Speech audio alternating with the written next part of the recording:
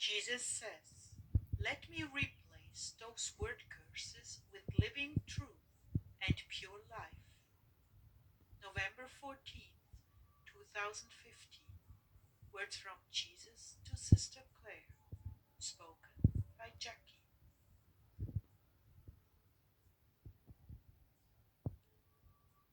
Clare began, "The Lord be with you, heart dwellers." He spoke to Ezekiel and gave him a beautiful teaching on the abundant life. The abundant life according to Jesus, not according to the world. And this is right straight out of his journal, so I'll just begin reading it to you. Ezekiel began, "Hi, Lord.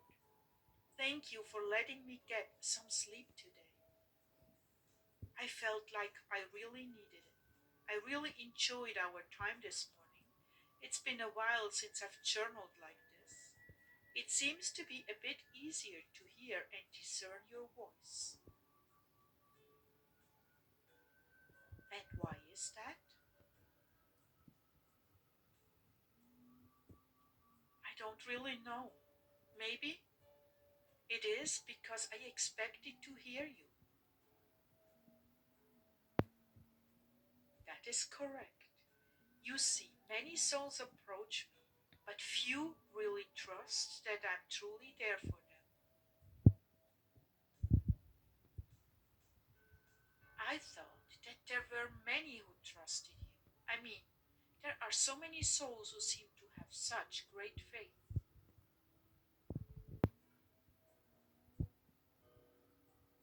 "What you read and what you see on programs and videos can be very convincing, but what I'm talking about is something far more sublime, something that is genuinely there in the depth of the soul."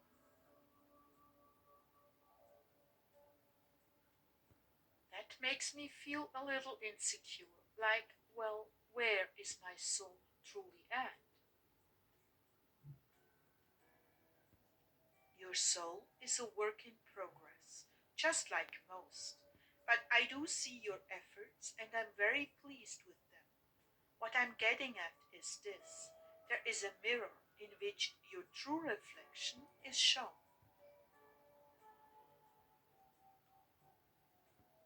Regardless of all the outer layers of fear and insecurity or pride and self confidence, whichever the case may be, there is still an absolute truth of who you really are underneath all of that.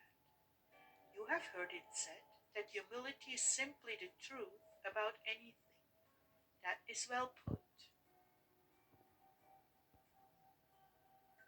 It is so hard for your souls to see the state that they are actually in, because over time so much has been projected onto them.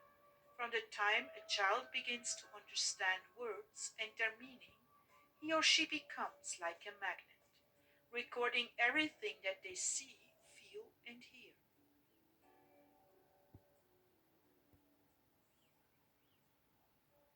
Many times a toddler will begin to feed these things back to his own parents, and the result is often quite amusing.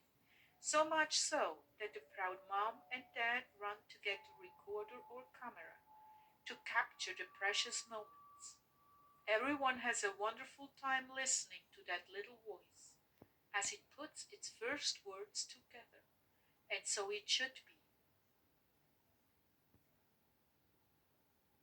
I created this stage of childhood precisely for the loving pleasure of cherishing the special gift that is there. However, once the time of infancy and toddling is past, these same words begin to take shape and meaning. I know that you are thinking that all of this is terribly obvious, even mundane, but be patient and follow my reasoning. There is a point to it. Just think about it for a minute. Now already, the child has absorbed a phenomenal amount of information, and as perceptions grow, so do the feelings of self worth.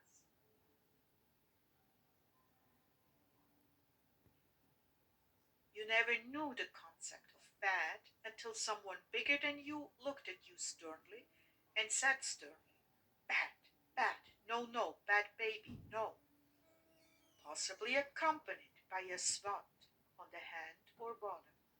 In that moment, your pure innocent little mind was both surprised and shocked. For the first time, you felt confused and hurt.